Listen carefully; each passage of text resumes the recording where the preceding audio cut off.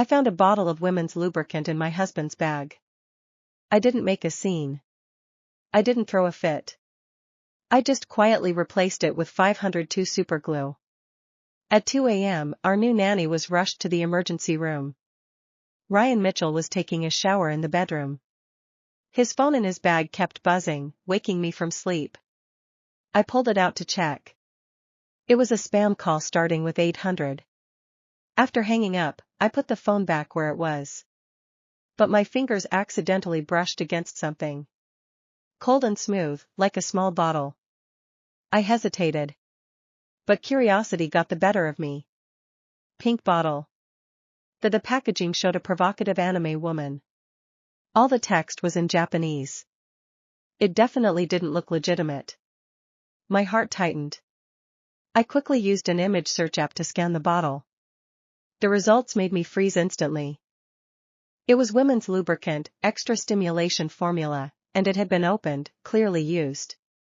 My vision went black, like someone had hit me over the head with a club. I was still recovering from childbirth. This thing obviously wasn't used with me. Ryan Mitchell, was he cheating? That thought pierced my heart like a sharp knife. The sound of running water continued in the bathroom, but my mind was in chaos. With trembling hands, I unlocked his phone. My darling wife was pinned at the top. Inside were just work messages and mundane daily conversations. So bland you couldn't find a single flaw. Instagram, TikTok, hotel booking apps, even gaming apps. I quickly checked them all, but couldn't find any suspicious traces. Could it be, was this bottle someone's prank? I was still trying to find a reasonable excuse for the lubricant, but the next moment, my finger accidentally slid to a folder. Labeled work. Inside was actually a parenting app. This wasn't right. Ryan Mitchell had OCD. His phone apps were meticulously organized. How could a parenting app be in the work folder? My heart jumped. My finger uncontrollably clicked on that app. The chat history inside made my blood run cold. March 8th. That day I was rushed to the hospital due to threatened miscarriage. He stayed by my bedside all night. Held out for 3 months. Thought I could finally get some action. Didn't expect her to be so useless. Go book a room near the hospital tonight. I'm dying here. Skip the fishnets. Get a nurse outfit. That's hot. May 20th.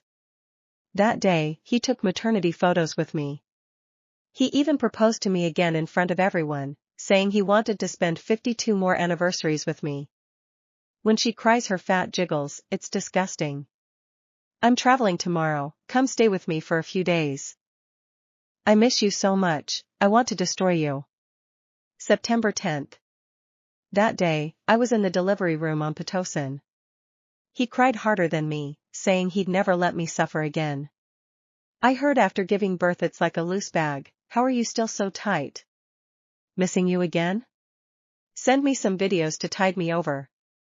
Can you come to the hospital bathroom now? I can't take it anymore. October 6th. That day was our wedding anniversary. We took family photos. He smiled and said we were a happy family of 3. Today with her right there, you moaned so loud.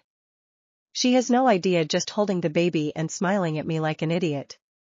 And the most recent message read, let's try something exciting tonight. A wave of nausea surged in my stomach. I covered my mouth tightly. Afraid I'd vomit right there. These filthy words actually came from honest Ryan Mitchell. I couldn't understand. Really couldn't understand. He was always so good to me. Came home on time, handed over his paycheck. During pregnancy, he did all the housework. Every day, he patiently massaged my swollen legs, carefully applied stretch mark cream. He even cheerfully hand-washed my underwear, treated me like I was made of glass. Every time I had a prenatal checkup, he'd be so anxious the night before he couldn't sleep. When I was in labor, he stood outside the delivery room crying louder than me. Other women couldn't get a full night's sleep postpartum, but I slept until I naturally woke up every day because Ryan Mitchell had already arranged everything in advance. Gold standard nanny, nutrition meal plans, parenting knowledge. He even got up every night to soothe the baby just so I could sleep a little longer. Even my best friend said you couldn't find a man like this with a lantern. Yeah, how could a man like this cheat? But reality slapped me hard across the face. Ryan Mitchell was cheating. Started during my pregnancy. I wiped away my tears and took a deep breath. No, this wasn't the time to cry. Crying wouldn't solve anything. I used my phone to photograph all these chat records one by one. Then I replaced the lubricant liquid with 502 glue. Although I didn't know who Ryan Mitchell was cheating with, but tonight, everything would be revealed, just as I put everything back in place. The bathroom door opened, Ryan Mitchell walked out drying his wet hair. Seeing me sitting on the bed, his steps paused. Honey, it's so late, why aren't you asleep yet? His voice was as gentle as always. I looked up, my eyes meeting his. In that instant, tears involuntarily welled up, like emotions finally found an outlet. Seeing me cry, Ryan Mitchell panicked. He quickly walked to my side, his eyes full of concern. Honey, why are you crying? Did you have a nightmare? You can't cry during postpartum recovery, or you'll get complications. His movements were very gentle.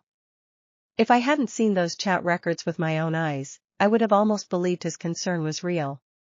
Turns out love can be performed so convincingly. I stared at him with red eyes, my voice trembling. Honey, I just dreamed you were cheating. Ryan Mitchell froze, then chuckled softly, reaching out to pull me into his arms. Silly girl, dreams are reversed. You might as well dream I died. I clenched my fists, nails almost digging into my flesh, but still pretended to joke. Honey, I'm fat and ugly now. Do you still love me? Ryan Mitchell released me, cupped my face with both hands, his eyes affectionate. Then he lowered his head and reverently kissed my forehead. My wife is always the most beautiful woman in the world. Besides, you're the person I pursued for 10 years. How could I not love you? Yeah, Ryan Mitchell pursued me for 10 years. He even gave me one of his kidneys. I once truly believed pigs would fly before Ryan Mitchell would cheat. However, reality was that cruel. Those chat records were like thorns, deeply embedded in my heart, stabbing me bloody. I looked into his eyes and spoke word by word. Honey, if you really cheated, would you die? A flash of discomfort crossed his expression, but he quickly regained composure. I'd die before I'd cheat. I finally smiled. Ryan Mitchell, those are your words. People who betray true love deserve to die. Ryan Mitchell smiled too. He reached out and ruffled my hair. His tone relaxed. That's better. My wife looks best when she smiles. Ryan Mitchell brought me a glass of warm milk and handed it to me. Honey, drink some milk. It helps you sleep. As I took the milk, I gently sipped it. The next moment, I put down the glass and frowned. Honey, the baby seems to be crying. Can you check? Ryan Mitchell didn't suspect anything and turned to leave the room. I quickly poured the milk into the sink. Watching the milky white liquid wash away, I sneered inwardly. So this was why I slept through the night. When Ryan Mitchell returned, his gaze swept over the empty milk glass. A strange excitement flashed in his eyes. He walked to my side, gently patted my shoulder, his tone gentle. Honey, the baby's sleeping fine. Don't worry. I nodded, pretending to be drowsy, and yawned. That's good. I'm tired too. Let's sleep. He smiled, reached out to turn off the bedside lamp, and the room plunged into darkness. I closed my eyes, breathing steadily, as if I'd fallen into deep sleep. Midnight. Ryan Mitchell gently patted my face, tentatively calling out twice, honey, honey. I kept my eyes closed, pretending to be asleep, started snoring softly. Ryan Mitchell paused for a long while, seemingly confirming I was truly asleep. Then he carefully climbed out of bed, his movements cautious, afraid of waking me. After confirming he'd left, I opened my eyes and checked the time. 1 a.m. Ryan Mitchell was really dedicated. Still going out to meet his mistress at this hour. I grabbed my phone, quietly got up and followed him. Soon, I'd have the evidence. To my surprise, Ryan Mitchell didn't leave the house but turned into the guest bedroom. The guest bedroom was the baby's room. My heart jumped. Did tonight's probing make Ryan Mitchell change his plans? The next second, I realized Ryan Mitchell was far more disgusting than I thought. The baby's room door wasn't fully closed. A sliver of warm light spilled into the dark hallway. I walked over silently and looked through the crack. Then I saw her. The nanny. Wearing pink silk pajamas. Sitting on the rocking chair with my daughter in her arms like she was the lady of the house. And Ryan Mitchell was kneeling in front of her. Actually kneeling. His hands wrapped around her waist while he buried his face against her stomach. The nanny giggled softly. Didn't your wife suspect something tonight? Ryan sighed. A little. But she's stupidly in love with me. Easy to fool. My blood instantly froze. The nanny clicked her tongue. You men are really terrifying. She almost died giving birth to your baby and you're already sneaking around with me in the next room. Ryan laughed quietly. Don't compare yourself to her. She's boring now. Every day it's diapers, breastfeeding, stretch marks, crying. Looking at her kills my mood. The nanny hooked her finger under his chin. Then why not divorce her? Ryan's expression immediately cooled. Divorce? He sneered. Her father left her a company worth hundreds of millions. Her shares transferred to the spouse after 7 years of marriage. Why would I divorce now? My fingertips went numb. 7 years.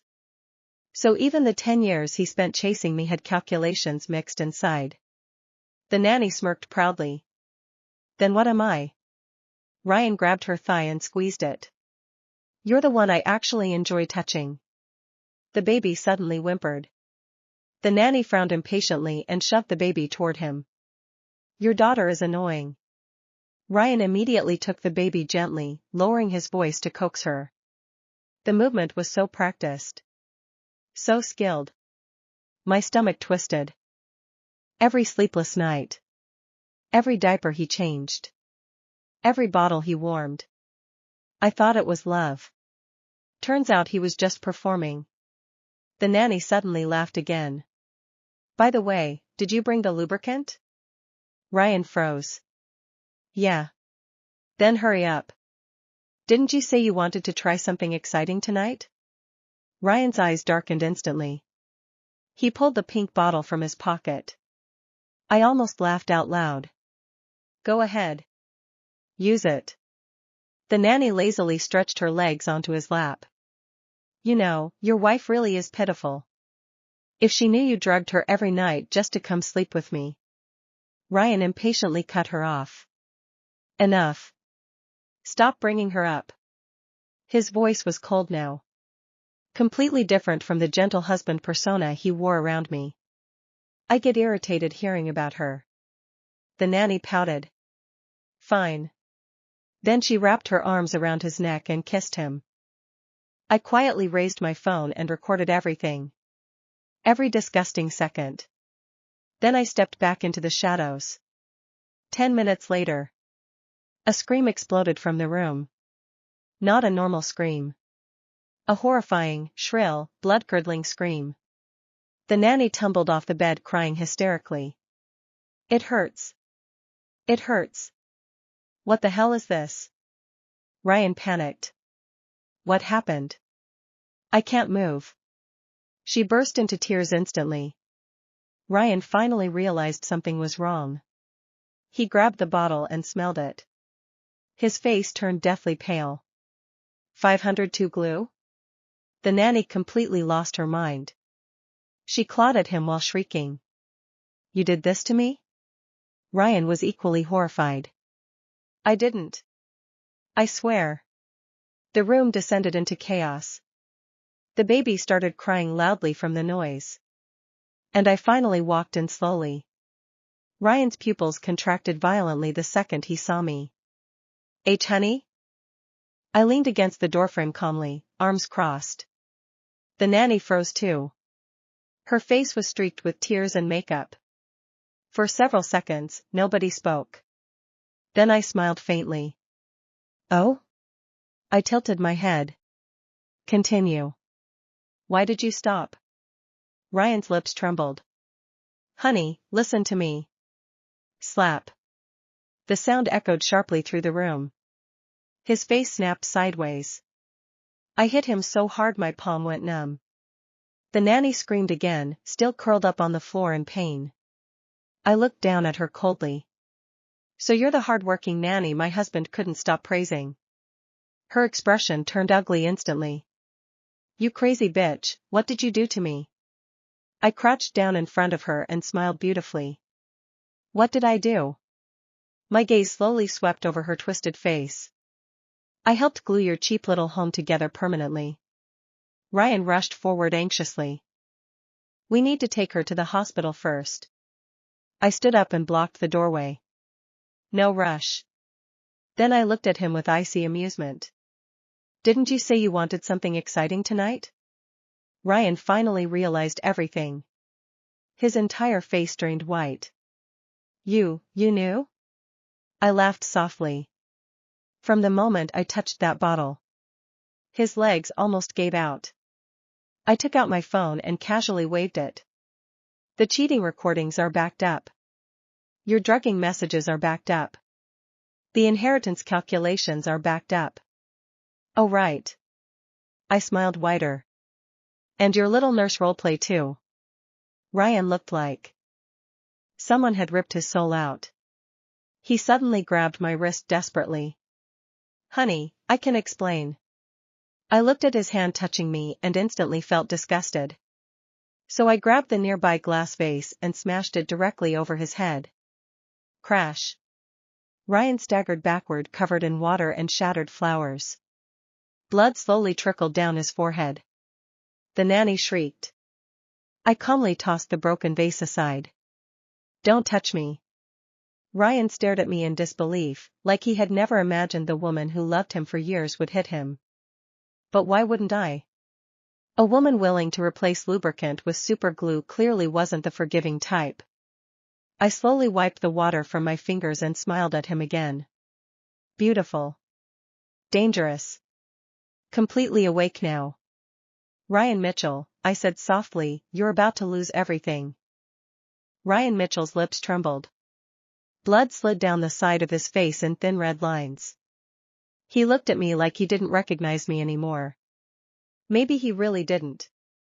Because the woman who worshipped him like a god was dead the second I opened that parenting app.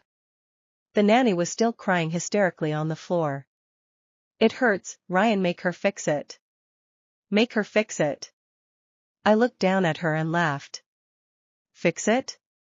I crouched beside her slowly. You slept with a married man in my baby's room and you think you're the victim? She instantly glared at me hatefully. He said he didn't love you anymore. And you believed him? I smiled. Men say they love prostitutes too. Doesn't mean they bring them home for Lunar New Year. Her face twisted in humiliation. Ryan finally snapped out of his shock and grabbed my arm. Enough. We need to go to the hospital now. I looked at his hand gripping me. Then I slowly peeled his fingers off one by one. You sound worried. My eyes swept over the nanny meaningfully. Guess true love really does exist. Ryan's expression cracked. This isn't the time for sarcasm. No, I corrected softly. This is exactly the time. Then I looked directly into his eyes. You drugged me. His face went rigid. You cheated while I was pregnant. His breathing became uneven. You mocked my body after I gave birth to your child. He opened his mouth, but no sound came out. And the funniest part? I smiled wider. You still thought I was stupid enough to keep loving you. Ryan suddenly dropped to his knees. Actually dropped. Honey. I was confused. His voice cracked desperately. Please. Please calm down first. Think about the baby. I almost applauded. Even now he was acting. Still pretending to be the devoted husband. The nanny stared at him in disbelief. Ryan? He ignored her completely and crawled closer to me. I swear I never wanted to hurt you. I made a mistake. Mistake? I grabbed his hair violently and forced his head up. His scalp tightened painfully. You accidentally tripped and fell into the nanny's vagina for months. The nanny's face went green. Ryan's pupils shook. I leaned closer, my voice almost gentle. You know what's interesting, Ryan? A man can fake love. I tightened my grip harder. But disgust? I smiled coldly. Disgust is impossible to fake. For the first time since we'd met, fear finally appeared in his eyes. Real fear. Not fear of losing me. Fear of what I would do next. Good. He should be afraid. The nanny suddenly screamed again in pain, curling into herself. Ryan instinctively turned toward her. That tiny movement told me everything. Even now, his first reaction was still toward his mistress. Not me. Not his wife. Not the mother of his child. Something inside me finally snapped completely silent. No rage.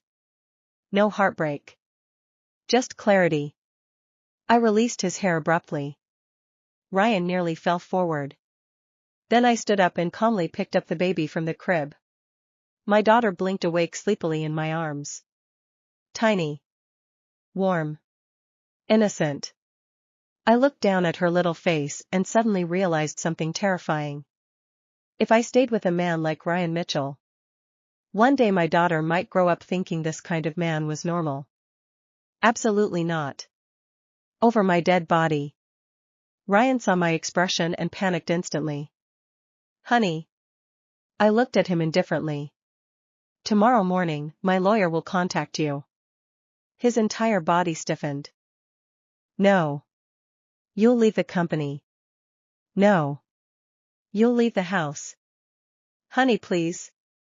And if you come within 10 meters of me without permission. I smiled beautifully. I'll make tonight look merciful. Ryan completely broke down. He grabbed my ankles desperately. I was wrong.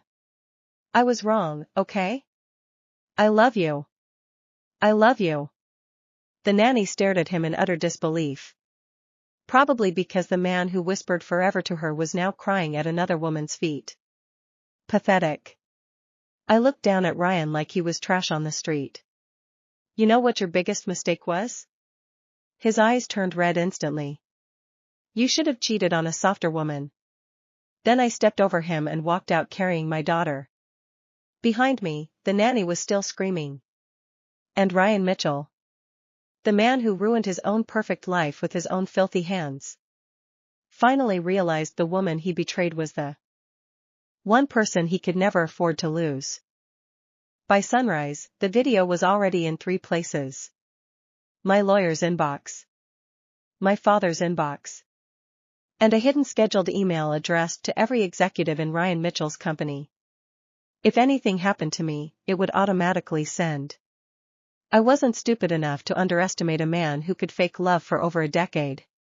When Ryan finally stumbled out of the hospital at 7 a.m., he looked less like a successful executive and more like a corpse someone forgot to bury.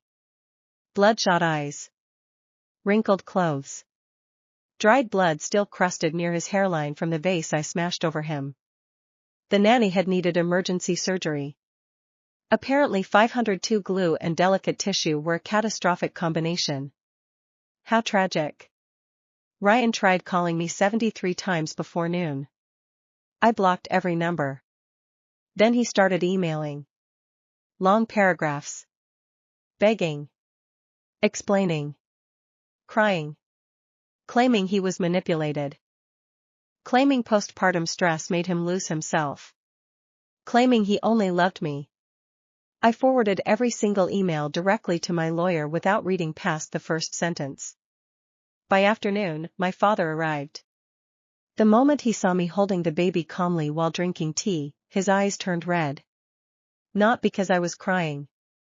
Because I wasn't. My father had spent years in business. He knew exactly what kind of rage sat behind a calm face.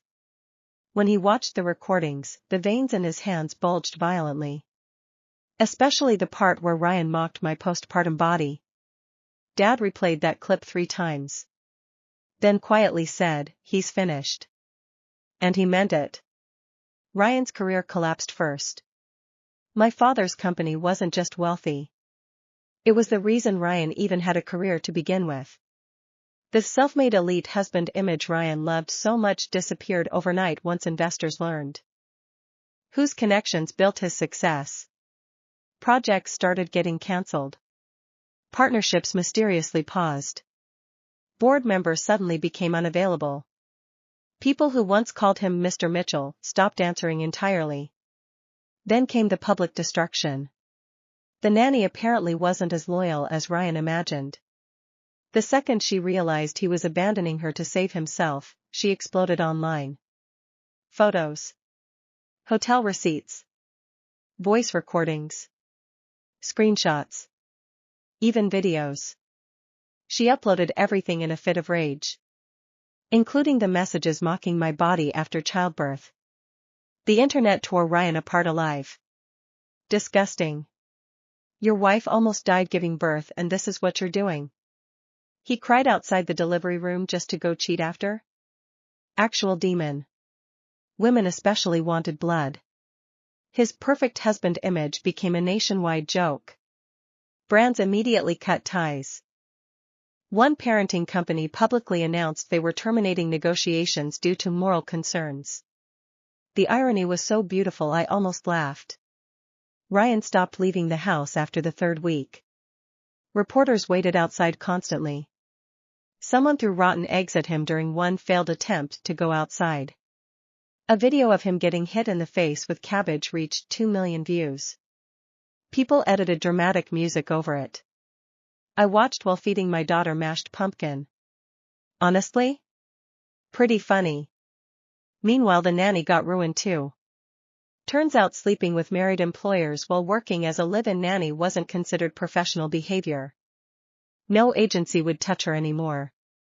And after the surgery complications, well, let's just say she would never be filming nurse outfit videos again.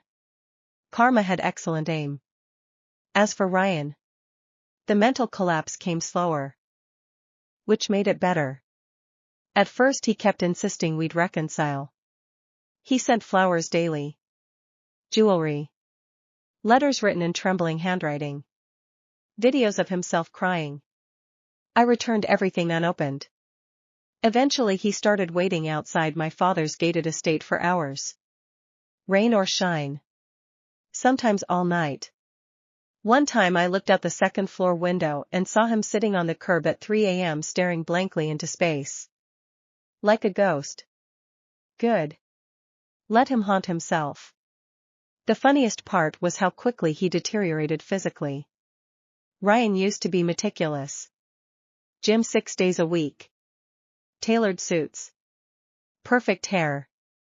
Within 2 months he looked 10 years older. Dark circles. Rapid weight loss. Constant shaking hands. One of our former mutual friends quietly told me Ryan had started drinking heavily and taking sleeping pills because he couldn't sleep anymore. Apparently every time he closed his eyes, he'd hear me asking, "Honey, if you really cheated, would you die?" Poetic. Meanwhile my life became peaceful in a way I hadn't experienced in years. No pretending. No performance. No disgusting man breathing beside me at night. Every morning I woke up beside my daughter and felt genuinely happy. I hired a new nanny myself this time. A 60-year-old retired pediatric nurse named Auntie May who adored my baby and hated men even more than I did. Perfect fit. The house became brighter afterward. Warmer. One afternoon while I sat in the garden feeding my daughter strawberries, Dad suddenly asked quietly, "Do you regret marrying him?" I looked down at my baby's smiling face. Then I smiled too. No. Dad looked surprised. I gently wiped strawberry juice from my daughter's cheek. If I never married him, I wouldn't have her. My daughter giggled and grabbed my finger. Soft. Tiny. Trusting me completely. And in that moment, I realized something. Ryan Mitchell really had lost everything. Not the company. Not the money. Not the reputation. Those things could return someday. But this? This peaceful little life in the sunlight? The sound of his daughter laughing? Me smiling at someone with genuine warmth again? That was the one thing he would never get back. And judging from the way he stood outside the gates lately, thinner every day, staring silently at the home he destroyed himself. He knew it too.